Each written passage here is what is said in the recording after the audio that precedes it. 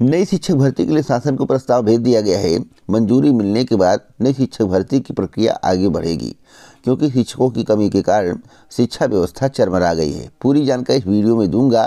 कितने पदों पर भर्ती होगी इसके संबंध में भी इस वीडियो में पूरी जानकारी आपको मिलने वाली। वीडियो को पूरा देखिएगा।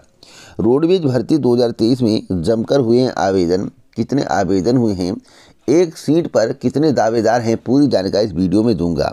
5000 योग शिक्षकों की भर्ती में अड़ंगा पड़ गया है। अड़ंगा क्यों पड़ा है, इस पर भी बात करेंगे। कर्मचारियों के लिए खुशखबरी है और गौतम अडानी को लगातार झटके पर झटका लग रहा है। फिर एक झटका लगा है, इसके संबंध में पूरी जानकारी मिलेगी इस वीडियो में। 50 लाख कर्मचारियों को मिल सकती है खुशखबरी। यूपी बोर्ड परीक्षा 2023 को लेकर बड़ी चेतावनी जारी की गई है। हर एक खबर के बारे में पूरी जानकारी के लिए वीडियो को अंत तक देखें। उससे पहले मैं आप सभी से कहना चाहता हूं, अगर आपने इस वीडियो को शेयर नहीं किया है, लोगों तक पहुंचाया नहीं है, तो शेयर कर दें। कमेंट बॉक्स में कुछ ना कुछ ज़रूर लिखें, अपनी बातों को व्यक्त करें, अपने मन की बात लिखें, जो भी इच्छा हो सो लिखें, लेकिन कुछ ना कुछ लिख कर जाइए।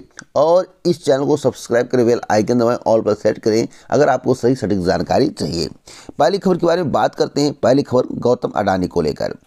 50 लाख कर्मचारियों को खुशखबरी कैसे मिल सकती है। आपको मालूम होगा कि गौतम अडानी के बारे में, गौतम अडानी विश्व के दूसरे अमीर व्यक्ति बन गए थे, आपको मालूम होगा। और यहाँ पर साफ साफ लिखा हुआ कि भारत में अमीर और गरीब के बीच की खाई बढ़ी। ऑक्सफैम की रिपोर्ट, गौतम अडानी पर टैक्स लगाने से निकल जाएगी 50 लाख टीचरों की एक साल की सैलरी। आखिरकार जब सभी पर टैक्स लग सकता है तो गौतम अडानी पर टैक्स क्यों नहीं लग सकता है। उनके कर्जे को माफ़ क्यों कर दिया जाता है, जैसा कि लोग आरोप लगाते हैं। 1% अमीरों के पास देश का करीब 40% संपत्ति, यानी कि अगर गौतम अडानी भारत छोड़कर चले जाए तो क्या स्थिति होगी। भारत छोड़कर चले जाए तो भारत की अर्थव्यवस्था ध्वस्त हो जाएगी। तो आज के समाचार पत्र में यही बताने का प्रयास किया गया है कि अगर गौतम अडानी टैक्स दे दें, उनसे टैक्स वसूला जाए, तो 50 लाख टीचरों की एक साल की सैलरी हो जाएगी। और मैं आपको बताना चाहता हूँ कि कोरोना काल में भारत में अमीर और गरीब की जो खाई थी वह और चौड़ी हो गई है। 1% सबसे अमीर लोगों के पास अब देश की कुल संपत्ति का 40% से अधिक हिस्सा है। दूसरी ओर आर्थिक रूप से कमज़ोर 50% आबादी के पास कुल संपत्ति का सिर्फ 3% हिस्सा है। ऑक्सफैम इंटरनेशनल की एक रिपोर्ट में यह दावा किया गया है। तो आप सोचिए कि भारत की स्थिति क्या हो रही है। भारत विश्व गुरु बन रहा है या क्या बन रहा है, और जो सपने दिखाए गए हैं वह सपने कहाँ तक सच हो रहे हैं, थोड़ा दिमाग से सोचकर कमेंट बॉक्स में बताइएगा। अगली अपडेट है, दुनिया के शीर्ष 10 अमीरों की सूची से गौतम अडानी बाहर हो गए हैं। हिंडनबर्ग का जो रिपोर्ट आया था, जो बड़ा खुलासा हिंडनबर्ग के द्वारा किया गया था, उसका असर देखने को मिल रहा है। 84.4 अरब डॉलर के साथ 11वें स्थान पर पहुंचे गौतम अडानी। और देखिएगा ये घटते जाएंगे, इसमें दो राय नहीं है, ऐसा प्रतीत होता है। जब इनकी संपत्ति घटेगी, इनको लॉस होगा, तो कई लोगों को दुख भी होगा, और ज़्यादा बताने की आवश्यकता मुझे नहीं है। अगली अपडेट है, पीएम केयर फंड संविधान के तहत नहीं बना, यह चैरिटेबल है, ऐसा केंद्र का कहना है। आपको मालूम होगा पीएम केयर फंड को लेकर काफ़ी बवाल बीच में हुआ था। लोग पूछ रहे थे कि केयर फंड में कितना पैसा आया कोरोना के दौरान, लेकिन सरकार कुछ बताने को तैयार नहीं है। सरकार क्यों नहीं बता रही है? क्योंकि आपने जो पैसा डाला है वह संविधान के तहत नहीं है, वह सरकार के तहत नहीं है, वो तो पीएम मोदी का स्पेशल खाता है या ट्रस्ट है, कुछ भी मान लीजिए। उसमें में से जब पैसा मन करे निकाल कर चुनाव प्रचार इत्यादि में लगा सकते हैं क्या, यह भी सवाल पूछा जा रहा है। तो मैं आपको बताना चाहता हूं, केंद्र सरकार ने मंगलवार को दिल्ली उच्च न्यायालय को बताया कि कोरोना महामारी के दौरान गठित पीएम केयर्स फंड पर उसका या किसी राज्य सरकार का नियंत्रण नहीं है। साथ ही कहा कि इस कोष का गठन संविधान या संसदीय कानून के तहत नहीं किया गया है। यह एक स्वतंत्र चैरिटेबल है, यानी कि जब मन कहे पैसा निकालो, चुनाव प्रचार में भी लगा सकते हो, हर जगह लगा सकते हो, लेकिन जो पैसा उसमें भेजा गया था वह आम जनता का पैसा था, उसके बारे में बताना चाहिए ना कि कोरोना काल में जो पैसा भेजा गया था मदद के लिए भेजा, कितना खर्च हुआ कितना नहीं हुआ। अगर ईमानदारी से आप कार्य कर रहे हैं, देश को चला रहे हैं, तो आपको बताना चाहिए। भाई पीएम केयर फंड में पैसा तो प्रधानमंत्री जी खुद डाले नहीं हैं, ना खुद उनका पैसा था, आम जनता ने 500 रुपया, 100 रुपया, 1100 रुपये, 1000, 1 लाख, 10 लाख, 15 लाख छोड़ा गया है ना। जो पैसा छोड़ा गया है, किस वर्ग में कार्य किया गया, कितना पैसा खर्च हुआ और कितना बचा है, कितना पैसा आया था, इस बारे में तो देश के प्रधानमंत्री या कोई भी बता सकता है। तो आखिरकार बताया क्यों नहीं जा रहा है? कमेंट बॉक्स में इसके बारे में आप लोग अपनी राय दें, क्योंकि ITI के माध्यम से जब जानकारी मांगी गई तो कहा गया यह ITI अधिनियम के दायरे में नहीं है और डाटा नहीं दिया जा सकता है, या स्वतंत्र केयर फंड है। स्वतंत्र मतलब जान सकते हैं आप, मुझे बताने की आवश्यकता नहीं है। अगली अपडेट है महंगाई भत्ते को लेकर। कर्मचारियों के लिए खुशखबरी है, लाखों कर्मचारियों के लिए खुशखबरी है। केंद्रीय और राज्य कर्मचारियों के महंगाई भत्ते में इस बार 4% की बढ़ोतरी होगी। दिसंबर का उपभोक्ता मूल्य सूचांक जारी होने के बाद यह स्पष्ट हो गया कि महंगाई भत्ते में 4% की बढ़ोतरी होगी। इसका फायदा केंद्र सरकार के 50 लाख कर्मचारियों और 65 लाख पेंशनरों के अलावा सभी प्रदेश के कर्मचारियों और पेंशनरों को होगा। तो महंगाई भत्ता मिलने वाला है, 4% की वृद्धि होने वाली है।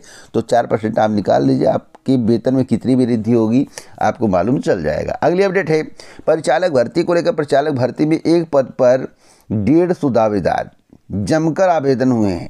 और मैं आपको बता दूं, मात्र परिक्षेत्र की बात करें, प्रयागराज परिक्षेत्र की बात करें तो 265 पदों के लिए आवेदन हुआ था। 39,885 अभ्यर्थियों ने आवेदन किया। परिचालक भर्ती के लिए न्यूनतम शैक्षिक योग्यता इंटरमीडिएट निर्धारित की गई। अब बेरोजगारी का आलम यह है कि आवेदन करने वाले 70% अधिक ग्रेजुएट हैं। कोई MA किए है तो किसी ने डिप्लोमा लिया हुआ है। बहुत सारे युवाओं का कहना है कि वह आवेदन नहीं कर सके, ऐसे में तारीख बढ़ा दी जाए, उन्हें भर्ती में शामिल होने का मौका मिल जाएगा। इसका मतलब है कि बेरोजगारी चरम पर है। डिप्लोमा करके, इत्यादि करके आप आवेदन कर रहे हो रोडवेज में। अगर परिचालक बनना चाहते हो, कंडक्टर बनना चाहते हो, तो कितनी बदतर स्थिति आप सोचिए कि एक इंजीनियर, एक इत्यादि डिग्री, अच्छा डिग्री लेने वाला व्यक्ति इन सब पदों के लिए आवेदन करा, 4th क्लास के पदों के लिए आवेदन करा। इसका मतलब बेरोजगारी चरम पर है और मन में इच्छा है कहीं मिल जाए वहीं नौकरी कर लें। अगली अपडेट है 5000 योग शिक्षकों की भर्ती में अड़ंगा।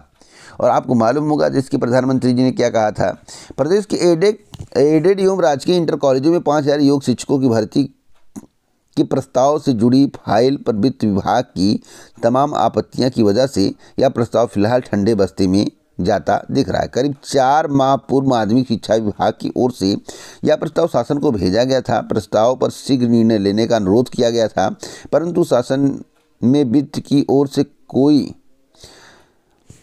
भी जानकारी नहीं दी गई। लेकिन इतना है कि यहाँ पर साफ साफ बताया गया कि कई आपत्तियों के साथ अब यह फाइल वापस लौट आई है, यानी कि कई आपत्तियाँ उस फाइल पर लगा दी गई हैं। और योग शिक्षकों की भर्ती का वादा भी किया गया था। आपको मालूम होना चाहिए, योगी सरकार में योग शिक्षकों की भर्ती का वादा किया गया था।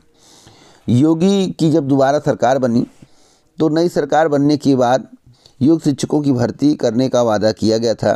तब अधिकारियों ने आश्वस्त किया था कि 3 माह के भीतर योग शिक्षकों की भर्ती प्रक्रिया को पूरा कर लिया जाएगा, लेकिन ऐसा होता नज़र नहीं आ रहा है। जब भर्ती ठंडे बस्ते में चलेगी, इस पर बजट पास नहीं होगा तो भर्ती कैसे होगी। साथ साथ में आपको यह भी बताना चाहता हूँ, हो सकता है बजट ना हो। क्या ऐसा संभव कि बजट नहीं होगा? कमेंट बॉक्स में बताना। यह एक अनुमान है, पूर्ण सत्य नहीं है, हो सकता है लगा है, यानी कि एक सब आकलन लगा रहे हैं, हो सकता है बजट ना हो। क्या इतनी स्थिति बुरी हो गई है? कमेंट बॉक्स में ज़रूर बताइएगा इसमें सत्यता क्या है, आपकी सोच क्या कहती है, क्या मेरी सोच से मैच करती है? आप लोग कमेंट बॉक्स में बताएंगे तभी सभी को जानकारी मिल पाएगी। अगली अपडेट है संस्कृत स्कूलों में संविदा पर 2000 शिक्षक भर्ती होंगे। दोस्तों इसी की बात मैं कर रहा था। यूपी के संस्कृत स्कूलों में जल्द ही संविदा पर 2000 शिक्षक भर्ती किए जाएंगे। इसके साथ ही 2 वर्ष पूर्व संविदा पर भर्ती किए गए 440 शिक्षकों की सेवा का नवीनीकरण किया जाएगा।